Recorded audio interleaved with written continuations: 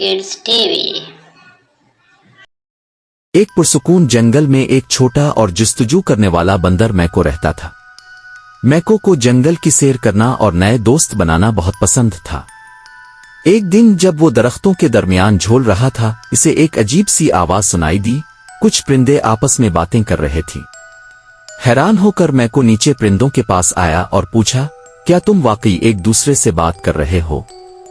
परिंदे मैको की दिलचस्पी से हैरान होकर मुस्कुरा दिए। एक रंगीन तोता जिसका नाम पेको था बोला, हाँ मैको, हम परिंदे अपनी बातचीत का एक खास तरीका रखते हैं। हम गाने गाते हैं और चहचहाते हैं ताकि कहानियां सुनाएं और एक दूसरे की मदद करें। मैको बहुत खुश हुआ और पूछा, क्या तुम मुझे सिखा सकते हो? पेको और बाकी परिंदे मान गए। अगले चंद दिनों तक मैको परिंदों के साथ वक्त गुजारने लगा, उनकी बातचीत सीखने लगा। इसने उनकी आवाजों और चहचहाने के मुख्तलिफ तरीकों को गौर से देखा और समझा। जल्द ही मैको भी परिंदों की तरह सीटी बजाने और चहचहाने लगा। एक दोपहर मैको ने देखा कि एक नन्हा परिंदा एक ऊंची शाख पर फंस गया था और नीचे उतरने से डर रहा था।